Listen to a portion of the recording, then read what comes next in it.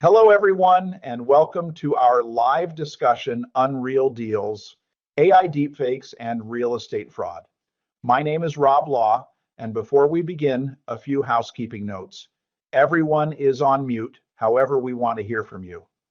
We will be running a live Q&A near the end of the webinar, so we have the chat enabled, and if you have any questions and comments during the presentation, submit them in the chat at any time, and our hosts will answer them near the end. Now let's welcome today's hosts, Sarah Frano, VP Director of Underwriting Fraud Risk, along with Matt Sager, Senior Operations Counsel, and Nicole Hardings, Director of AI Governance. There are thousands of us on this call with questions about AI in the real estate sector. So let's get started. Please, Sarah, take it away. Welcome to First on Fraud, the podcast where we shine the spotlight on the dark side of real estate. When it comes to fraud, we've got you covered like a First American policy. I'm Sarah Frano, and I am joined by my very good friend and associate, Matt Sager. Matt, hi. Hi, Sarah. I am so excited to be joining you today for this re-recording of our Yes. podcast. This is not the original. This It's is this is us doing our best Taylor Swift, where she had to re-record all her hits. We're re-recording our hits to make them better. That's right. Unfortunately, during our live podcast in April, there was a Zoom outage. It had nothing to do with First American or a technical part on our end, but here we are. We want to make sure that we get this information so that everybody can have it and we can share this. So we're re-recording. Joining us today is Nicole. Nicole, please tell everyone who you are because you have a fascinating job here at First American. Thanks, Sarah. I appreciate y'all having the conversation with me again today. My background is in education, technology, and risk management. So I was brought in to help enable safe AI use and raise awareness about the importance of AI risk management across the organization. First American is a very innovative company, and we want to make sure we're also doing things safely. Yes, we are. And speaking of innovation and safety and transparency, we all saw that little video of Rob beforehand introducing us, but that was 100% AI generated. So that was Rob, his voice, his likeness, but not actually Rob.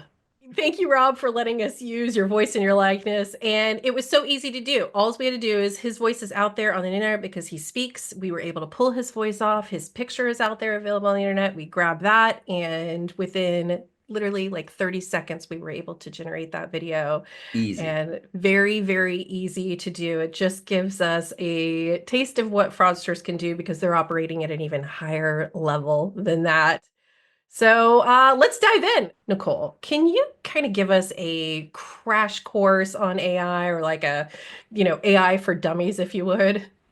Absolutely. If you think about artificial intelligence, which is what AI stands for, it's a technology that enables computers and machines to basically simulate human behavior. Things like learning, comprehension, problem solving, decision making. Really think about we have to teach the machines what they need to do to be able to think like us. Common AI use cases, things like it can help with automation efficiency, can improve accuracy, summarization is another big one. Real estate in the past uses like AI chatbots. If you think about websites, you go ask them questions. Data analysis and property valuation models are some of the things I can think about. Well, I know some real estate agents use it to craft the property description for the listing. Then that is Gen AI that is actually helping craft those things. So what's the difference between AI and Gen AI? Great question, Matt. So generative AI is a subset of artificial intelligence. So it's a type of AI that helps you create new content. It really took the world by storm towards the end of 2022 when OpenAI released their chatbot, ChatGPT. And so think of these generative AI chatbots and models as a super smart artist or writer, right? Instead of just doing the data analysis, it can actually generate new things like images, like music, text, even videos, like you saw with Rob earlier. And then you might also sometimes hear it referred to as synthetic media because it's newly created content by AI. Now, AI in and of itself is not fraud driven, but fraudsters are using it to drive fraud. We asked our participants to send us questions, and one of the questions that came through from a lender in Nevada was, what type of AI are fraudsters using in real estate transactions? Right out the gate, I see this every day with emails where they're using it to craft emails that are so seamless and so perfect and missing all of those otherwise language fingerprints that we teach about, to really hide behind those perfect emails. You make a good point about AI itself as just a tool, right? It's the way the person using it impacts the outcome.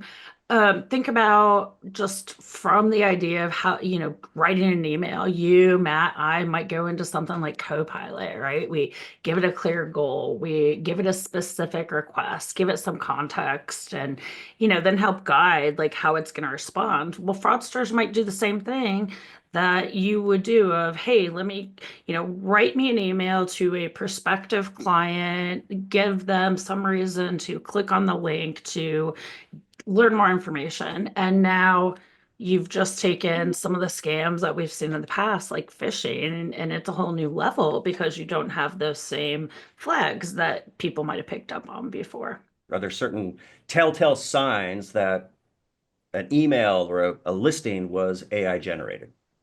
Things like it might be more language formality, very verbose. The emails will be really long, and they will have, overuse of transition words or phrases. And I know that AI does that to, string together ideas and paragraphs, but it's like way too much. And then there's also, the lexicon that is used in AI, and it may not match the person. So we say, make sure that the words that are being used in the email match to the generation of the person who is allegedly speaking, because there could be a difference there.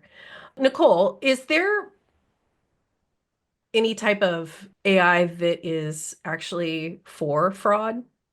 A great question. And yes, there actually is. You could probably do a whole episode just on that. Maybe we will. Yeah, some of them are called Fraud GPT. It's literally created to help people commit fraud. Ghost GPT.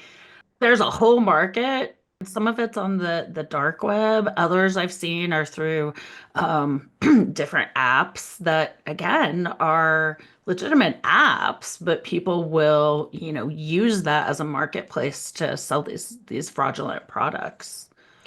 Is there a way, is there any type of apps or software out there to help someone detect that they're looking at an AI generated email? Yeah, if you think about it in academia, we've had apps in the past that look for things like plagiarism, right? Was somebody just copying and pasting in papers? There are now, funny enough, generative AI helps with the security of detecting some of these things. But there are apps out there that can give you an idea.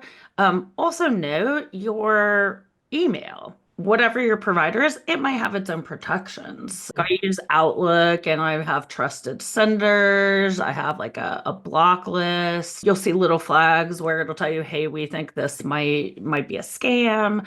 For example, your antivirus and malware protection might have built-in capabilities to protect you if there's a known scam. Correct me if I'm wrong. These tools aren't going to pick up the scams. These tools are just picking up that something is maybe AI generated. Correct. Right? And I think you mentioned earlier, like these are just tools. I mean, we're all using AI. It's not AI itself, unless you live in the world of the Terminator. AI itself is not bad. It's how it's used. How it's being used. Well, you know what? That was one of the questions that came in is what is one of the most urgent issues that we anticipate with the rollout of AI to our real estate industry. And I say that it's just like what we saw with Rob. It's the voice cloning and the image cloning and video capabilities. So let's pause for a beat there and just let's talk about voice cloning. That was dead on for Rob. I don't know if you guys saw this headline last year, the year before, or something like that. It's definitely so far been the largest, AI heist, if you would, which was a company who got onto a meeting, a Zoom or a, Teams meeting like this, and you see all the pictures of the executives and the voices. The voices were cloned, the pictures were cloned, the video, everything. And all of this executive panel instructed this one employee to wire 25 million. And all of it was AI. And the employee did. He wired the 25 million. When we see it in our industry, what I think and what concerns me and which I've already heard is wire instructions and the change of wire instructions and someone taking an escrow officer's voice, calling a customer and verbally changing the wire instruction. Verbally changing that. And then addition to the emails that might Right. look more legitimate, right? Right. So yeah, you marry a voice calling you that sounds just like an escrow officer with an email that has the appearance of coming from the escrow officer. And we know they can fake those and spoof those emails, and those together, that for a normal person, in a transaction, it's going to look like it's real. And then they send their money to a fraudster. To even further legitimize it, they can spoof and fake the phone number. Yes. So they can make the phone call, making it look like it's a legitimate phone call coming from the actual number when that's all fake as well. Right. So like coming across your caller ID, they can make it look like it's coming from First American when it in fact is not. And they can actually take a real First American phone number, because you're thinking, okay, I'm going to be cautious. I'm going to Google this phone number. They can hijack the phone number as well. And they can make it look like it's appearing like it's coming from a real First American phone number with a caller ID that says First American. And so you've got all these indicia of legitimacy, and it's not. So then that's the scary thing to me. That's the scary thing. So that's Right. how bad it is. So what do we do to protect ourselves? What tools are in place to try and help, I don't want to say mitigate or alleviate, and also detect or prevent those types of issues? What safety nets are out there to help with these great tools that the fraudsters have? Matt, I think that should be the question that everyone is asking about any vendor they work with, right? And so for us here at First American, the number one thing that I think of is our transaction portal. It is end-to-end encryption. What is end-to-end encryption? If you think about this, it's like me having a locked box and only you and I, Sarah, having keys to it. Let's say I, put a message to you in this box, I lock it up, and then I send it to you, but I send it through Matt for some reason. Well, Matt wouldn't be able to open that box and see the communication. All he'd be able to do is send it on to you. And then because you have the key, you would be able to also open up with that unique key, the box, and read the communication. So, if you think about that from the perspective, again, of wire instructions, you use the portal, only you and your agent who sent the information through the portal would be able to have access to that. Let's say I'm a real estate agent and I'm communicating with the EO through the transaction portal. I've got a message, but I send it to my, buyer client, and I hit forward on the email. That encryption is lost, right? Totally. It's like making a copy of your key and giving it to whoever you're forwarding the email to so they can see it too. And now they can forward it. You don't know where that's going. Security's gone, rather than, again, with a transaction portal, you're usually logging into the portal and getting your information from what would be the box. Once you start sharing the information, you've taken it out of the box. Now you're, making copies and passing it around. We had a question from a broker in Tempe, Arizona. Should WhatsApp raise a red flag? And yes. So a lot of fraudsters like to communicate and use WhatsApp. And so if you're a real estate agent, broker, anyone, even escrow officer, lender, getting messages from some unknown person through WhatsApp, that is a red flag for you. Why can't they communicate through normal ways, right? So Nicole, why is WhatsApp such a popular playground for fraudsters? Yeah, number one, just the amount of users. I think it's like 2.5 billion users around the world. So global, right? So allows people who might not be in the US to still contact people in the US and be able to hide their identity. Also, we were just talking about end-to-end encryption. Well, some apps like Signal, like WhatsApp, have the end-to-end encryption. And what that now means is the same security that you would have in a conversation with somebody, the criminals have when they're contacting you in WhatsApp. So again, makes it harder to detect that they may be a scammer who's trying to get you to, again, click on a link or provide them information that would help with their fraud. When it comes to the voice cloning, it used to be that they needed a lot of your voice in order to clone it, but now they only need a few seconds of your voice in order to clone it. And that could be just your voicemail.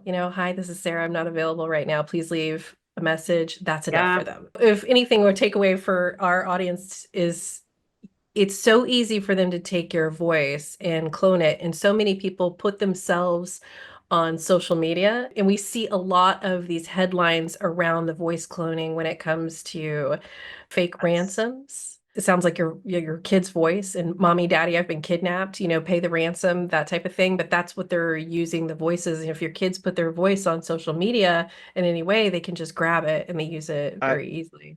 I don't think it's if kids put their voices out there. I mean, TikTok is so popular. Everybody has these videos, and that ransomware, they are tricking parents are not able to tell that they are not having an actual conversation with their child. They're finding out later that no, they're being scammed. I can always tell when it's actually my daughter because it ends up costing me about $400 to $500 every call. If I don't spend money after a call with my daughter, then I realized was that fake? Was that right? That's what I get worried. I love your daughter. So do I. One of the things that we want to know, Nicole, is are there ways for people to tell when they're answering the phone if they are talking to an AI generated voice? Before I answer that, I want to point out too, they're using the social engineering techniques that they've used in the past to create that sense of urgency. So that should be your first thing to think of is, take a breath and now listen for these things. Which very good point. They do that with the fake wire fraud instructions. It's they come in at the very end, you're about to close, you're going to lose your deal, you've got to send the wire, there's a change for the wire. Hey, our bank went down, our bank was hacked. They come up with all sorts of excuses, but you got to close this deal right now. And so please send your money here instead of the place where you want to. It's that fake sense of urgency and that emotional thing, and real estate is emotional. Yeah, we mentioned social engineering. We've kind of touched on that, but what it is. But should we explain a little bit deeper what social engineering is for members of our audience who may not fully understand? So like Sarah was talking about how people put things on social media, right? You might post on social media that you just went on a trip and they could see that and might use that in an email, right? To seem like they know you and, lull you into this false sense of security. If you think about a fake phone call, well, let's say your kid is at summer camp and now all of a sudden you get this fake call saying, hey, dad, I had an emergency. I'm in the hospital. I need some money. Something that would immediately shoot your adrenaline up and thinking you have to take immediate action. That's social engineering, is the ways that we as people are basically manipulated to buy into these frauds. First, just stop, pause, right? And then listen. With these auditory fingerprints that you had asked about, Sarah, right? Like you might Yeah. hear clicks or pauses.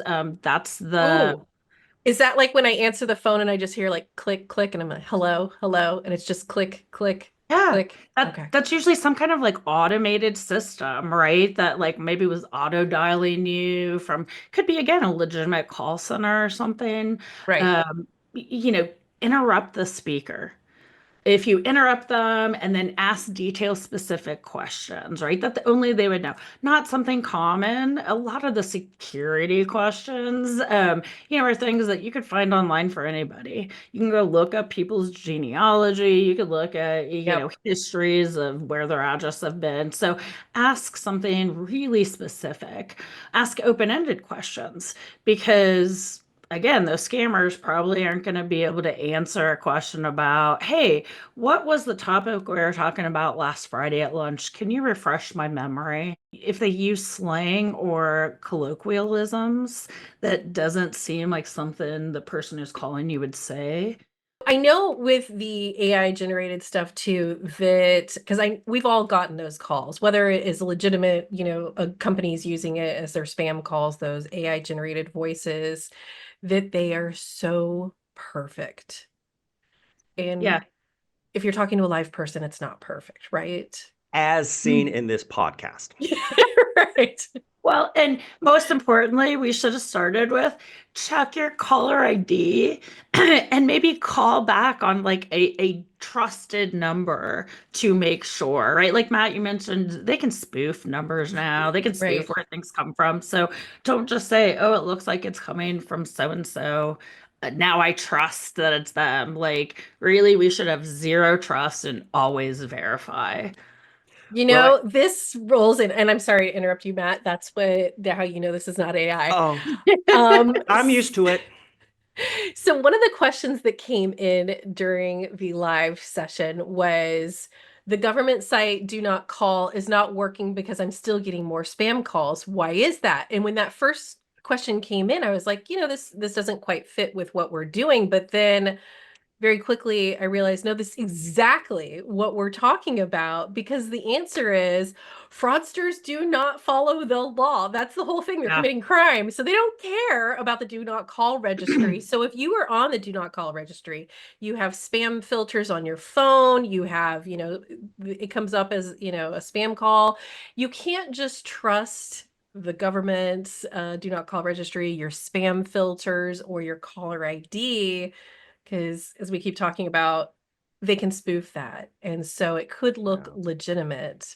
You can't, I think there's become a bit of a reliance on tools, Yeah. a Yep. reliance on tools and law where we get a little comfortable and we may be letting our guards down. That's what I worry about. Yeah, Well, I agree. the thing that I'm very worried about is the video and deep fake videos. So right before our session last time, I had just come across my desk a deep fake that was used in a Ron session for a transaction. And, it passed through the credential analysis part. They had waived the KBA, but when it got to the video, they had deep faked and used face swapping technology to cover up the fraudster's real face. But the face and it worked. Unfortunately, the transaction went through. So we are seeing that in Ron's. And so everybody needs to be aware. And if you have a high risk transaction, to get the actual video from the company that is handling the Ron, because you need to make your own independent analysis of that video and not necessarily just trust what it is because you have all the information about the person. And in this particular video, they also got the gender wrong. And so the EO knew what gender was, and the person that appeared in the video was the wrong gender. So let's talk about deep fake videos. And we saw it at the beginning with Rob, which was okay. Not the best.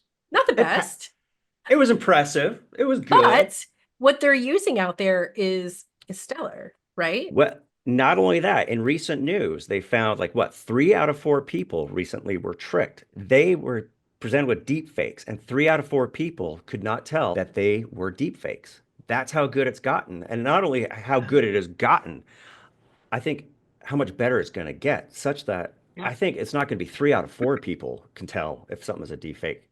I think it's going to be 4 out of 4 people will not be able to tell that a video is a deep fake. So, what are some of those telltale signs we should be looking for? And to your point, Matt, it's just going to get better. I mean, think about also how often we multitask and maybe we're not paying full attention to something, right? So I think that would be one thing is make sure you're really paying attention. There was actually in Hallandale Beach, Florida, a news report where you did have a scammer who tried to pull off like fraud. And they created a fake video of somebody who was supposed to be the owner of a property. It was a vacant property. Basically, the title company thought this is a little off. There's some other red flags, right? Like tax bills were going to the Bahamas when the supposed owner was supposed to be from West Virginia, when they asked for a proof of life, which normally makes people disappear, right, Sarah? Right. When you ask for something like that, they instead created this deep fake video. Sadly, they used a picture of a 76-year-old woman who went missing back in California in 2018. Right. So again, pulled something off the internet to create this Right. deep fake. Luckily, the title company was like, nope, this is not right, and saved that other, the buyer from a $250,000 investment. Some of the things that I saw, and I think we are sending out, if we haven't already, the video. Right. That news story, they asked detailed, specific questions again, right? Like try to get to the details that they can't answer. They requested body movement. Yeah, they Uh, asked to raise their hand and the AI generated yeah, person couldn't do it. yeah, Or turning your head. it almost seems like the great test is think of everything everywhere all at once, which is Yeah, do weird, crazy, random things because possibly, the AI might not be good enough to be able to do something, pick up on those weird, random Yeah. actions. So I yeah, will say this though, because I dive deep into the internet and the fraudsters, and I want to know what they're doing and how they're using it. And I was watching, they also like to teach each other because there's an arrogance there, right? They're yeah, very proud of what they do. They take it seriously like it's their own business. And it is. You have to keep in mind, fraud is a business and it is run like a business. And there are people out there who are teaching other people how to commit fraud. They go on YouTube and they post their videos on how to do it. And there was a fraudster showing people what software to use, what type of laptop to use. And one of the things that he was demonstrating was how when he moved his face, that the face swapping technology that he was using and software he was using wasn't missing a beat. And so I think it's important that if we're, talking about, hey, just moving left to right, it's gotten already to the point where it's not going to show it. And maybe there's AI technology built into some people's platforms to pick up minor, pixelation changes. But for regular people who are just watching, doing a FaceTime with someone, hey, move your face, it's not going to be as apparent. But what is apparent and where the AI is not as good as it can be and probably will be one day is doing a 360 turn, do a full spin, because yeah. it can't capture the back of the head yet and wrap around in that complete way yet. That Yeah. video of Rob, the blinking. If you notice, like they're still having issues trying to get the eyes right. Same thing with the online Ron video that you got Mhm. that morning of when we looked. Like I noticed the eyes were another thing that made it very apparent that it was a deep fake. So there's a lot of flags you, again, pay attention and put together. Hands, Hands. yeah, Yeah. they're not. It used to be, most AI fake videos didn't show the hands because it was so Yeah. bad. Now So we're bad. seeing the hands. It's getting better. It still looks a little funny. It's only going to get better. Yeah. So yeah, hair. I know hair is one thing too, the fine bits of hair and same with your eyebrows.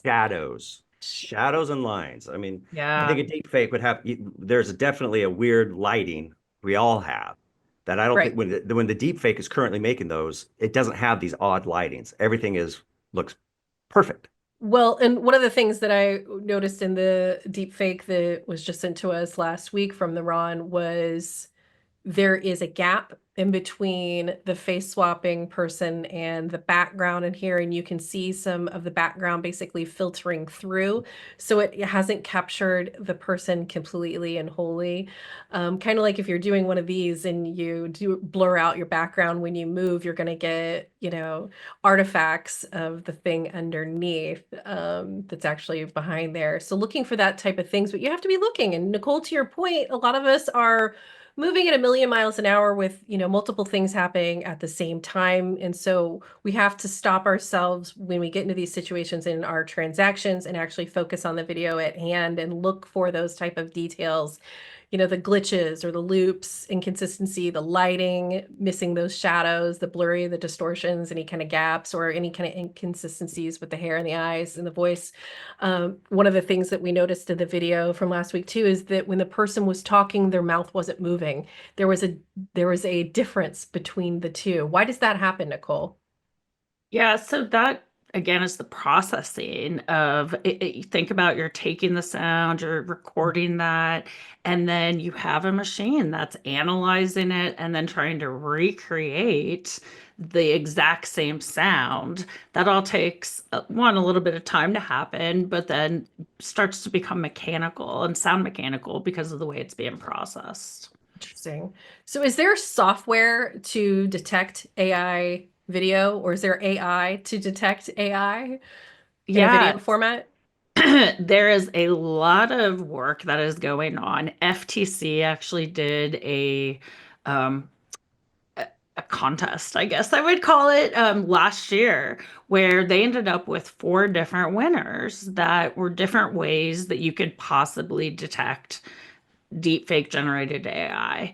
And there's a lot of security companies that are out there that are also working on how do you detect this and prevent this type of technology from consumers. So I think we're just going to continue to see as the fraudsters use Gen AI and get better at it, our security is going to be also continuing to compete. We had a previous conversation. We were talking about emails and AI and how that's generated, saying, hey, just because something's AI generated may not be nefarious. I have a tendency to feel, though, that if there's AI generated voice cloning or videos, I have a hard time thinking what would be a proper purpose of those types of AI generated voice cloning or videos. Is Transparency, right? That's the important part is are people being transparent in how they're using Gen AI? There are definitely reasons you might use it legitimately in a business. Even the voice cloning and creating videos. Definitely, that's a lot of things. I think marketing, the entertainment industry. If we're talking specifically about real estate, there might be things that you would want to create. It's more about the transparency of telling people, hey, I've used this and maybe how you've used it. That's helpful. That is an awesome segue, because thank you, because this was one of the questions we got from the audience. And Matt, this is really more for you from a legal perspective, and that is, we're seeing more listing photos that are now using AI to enhance the visuals of the home or give a potential of what could be done with improvements or to add in furniture. But at what point does AI generated photos become misrepresentation? And I love this question because I just bought a house in December, and through my house hunting, this definitely happened. Like I would go to some of the houses and I was like, dang, I've been catfished, right? Yeah. Like the photos look nothing like what the home looked like when I actually got there. Now I'm local, not a big deal. I just wasted an afternoon, but people buy houses across the world, across the country without, necessarily going to see them in person. So I love this question. Matt, what do you say? When does it cross over into misrepresentation?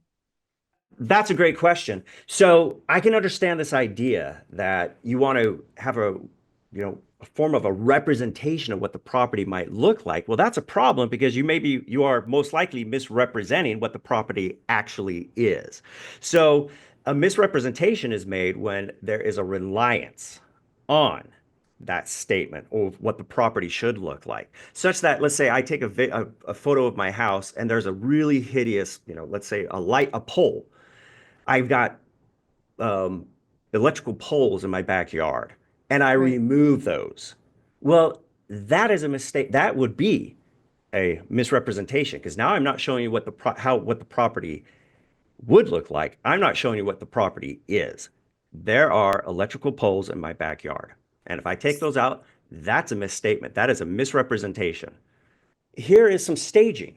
This is showing you what the property would look like. That's staging, but that's not any representation of the property. That is actually what it could look like if you had a nice little table. The other point would be, you're having a material change if you're taking out something from the property with AI. Whereas, saying, hey, here's what furniture could look like and being staged, you're maybe adding something, but again, it's something that would be there, Well, versus and this material. is where it gets a little complex with the law because it's supposed to be a material misrepresentation and a reasonable reliance on that. So here's the deal. So if you have a buyer who is suing you for misrepresentation, it's an expensive lawsuit. It's incredibly expensive because it's very fact sensitive and it's not going to it's not going to be a quick, easy lawsuit. It's going to be very expensive. So my simple recommendation is do not alter the actual appearance of the property. I felt like you were going to say that, Matt. So, Okay. so this next question is for all of us, which is, what is the number one thing my customer can do to not be a victim of fraud? And I think we all probably have different perspective on this. I will go first. For owners, if you don't want to be a victim of seller impersonation fraud, set up a Google alert for your property and the address. It's really simple, easy to do. It's a few clicks, and it actually is going to be a prevention tool. It's free. And if any person comes along, lists your property, gets mentioned in a wholesaler's website, your address, it'll ping you and give you a notification that your address has got, some kind of mention on the internet right now that Google is, identified. So it's an excellent fraud prevention tool. Matt, what would you say? I would say I learned from the wisdom of my mother. My mother taught me some incredible things. Mama Sager. Mama Sager. Mhm. I'm a certified mama's boy. I call her every day. One thing she taught me, actually, a couple things. One thing she taught me when I was a kid, she said, Matt, there's two types of people in the world, those that we love and those that we don't understand. And I thought that was so sweet. And then she said, Matt, I just don't understand you. It's And so the other bit of advice she gave, which I've always followed, she had always told me, Matt, when in doubt, don't. And I've modified that a little bit, which is when in doubt, check it out. So I like it. if something doesn't feel right, you really have a responsibility to look a little bit deeper and check things out.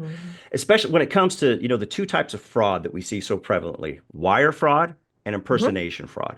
With the wire fraud, you don't have to look far to find our, First Americans' actual wire instructions. In fact, we post it everywhere. They're out there. It's out there. It's no They never change. They never change. They don't change. So if someone's providing you information saying, here's the wire instructions, don't trust it. Don't trust it. Verify on your own what those wire instructions are. And as far as, impersonation, you've got to check out. You got to look a little bit deeper. I think every realtor should be a little bit cautious when someone reaches out to him saying, hey, I want to hurry and sell this property for the cheap. It's a vacant land. I'm like, oh, that sounds great. Let's go. Yeah. No, you need to look a little bit deeper. So when in doubt, check it out. Excellent. I like that. Now, Nicole, what would you say? I would say you have to stay informed on the rapid evolution of AI. Right? I mean, we've just talked about some of the things we've seen recently. I mean, every day I see a new story about some kind of new technological advancement that's happening. So not only make sure you're aware, tell people, right? Like if you own a business, if you're working with clients, make sure they know. A lot of times they're going to rely on you. I too recently, bought a house within the last few years, and I highly, look to my realtor for information about how did things work, what should I be aware of. Sarah, you taught me something when you first shared about the Google alert, and then I told my mom, I told my siblings, share it. Pass the word along. Yeah. The other thing you also helped me understand was having some kind of alert with my county deeds office wasn't going to Yes. protect me from the fraud happening. It would just alert me after the fraud happened. Right. So Um, those are out there, and I recommend those as well. A lot of counties have property alert notification systems set up that you can sign up for with your county for free. That way, if anything gets recorded on your property, they send you an alert. There's also tons of vendors and products out there. They're all doing the exact same thing, which is providing you notification after something has been recorded. It is a loss mitigation tool, not a fraud prevention tool. If you have vacant land, it will notify you that somebody has recorded a deed transferring it to a new buyer, and then you can stop and take legal action to reclaim your property. Otherwise, you can run the risk of that new buyer coming in and building a home. And so that's what those tools are good for, but it won't actually stop the fraud. I would just remind everybody again, if you can use the transaction portal for First American, Right. for your closing, that's giving you that end-to-end encryption for your communications. It's going to help make sure that, you are secure and who you're talking with. But if you don't use us, right, then keep your security up to date and ask your vendors. I mean, one of the things we've tried not to do is name who we think you should use, because we're not tech support, right? Right. Every single person has their own needs, and it's really important that you do that research, and connecting it back to the awareness and education and know what's right for you and Right. your customers. Well, when it comes to AI, you don't know what you don't know. So I applaud everyone for tuning in today to, hear about what's happening. But AI is evolving at such a rapid pace. You have to stay up to date. Otherwise, you're not going to know where it's at and where it's going. Let's say, the deed is done. You've become a victim of fraud. You fall for the deep fake. What should a person do? What do you recommend? That they swallow their pride and not try to fix it themselves. They need to call professionals immediately. So you call your title company, your escrow officer, you call your real estate professional, you call your lawyer, you call the law enforcement, you call your bank. You call your bank immediately. Mhm. You get on the phone and you reach out immediately.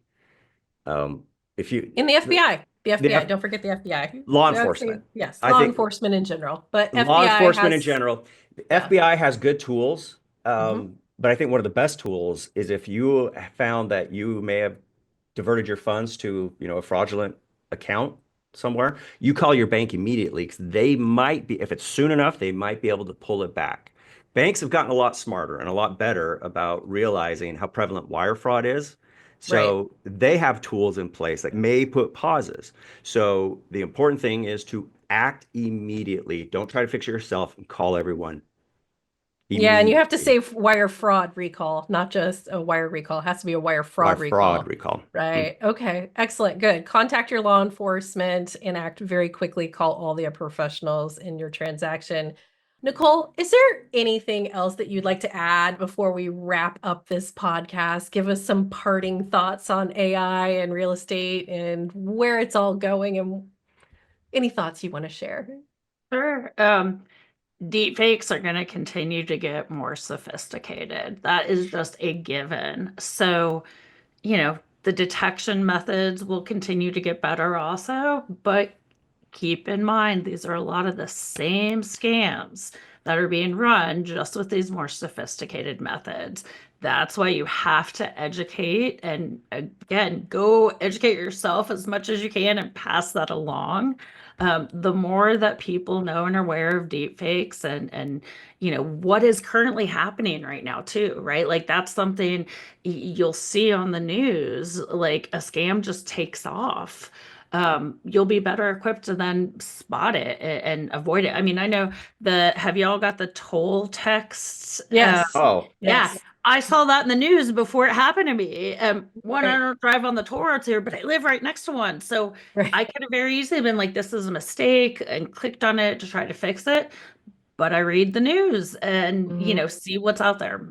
Do the same thing. That's going to help you. as AI continues to evolve, to see where it's at and be aware of what's going to be coming at you. Thanks for joining us, Nicole. We learned a lot today. Even talking about this again for the second time, I've learned even more information. And honestly, it's really just for me a mixture of technology awe and total fear at this point. Yeah. I'm like scared. So much has developed since, between the first time we recorded this and now, Yeah. with AI changing. It is evolved so rapidly that I'm starting to question my own reality right now. It's like, am I a deep fake? So thank you for bringing these things to our attention. Again, You are real, Matt. And I want everyone to join Matt and I again for our next podcast episode.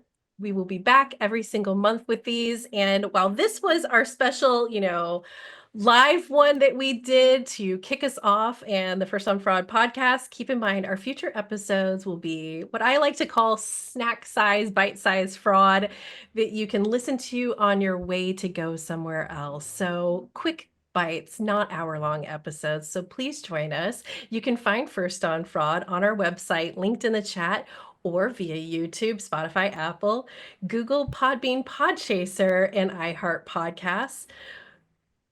Until next time, subscribe, stay vigilant, and stay safe. Thank you, everyone, for joining.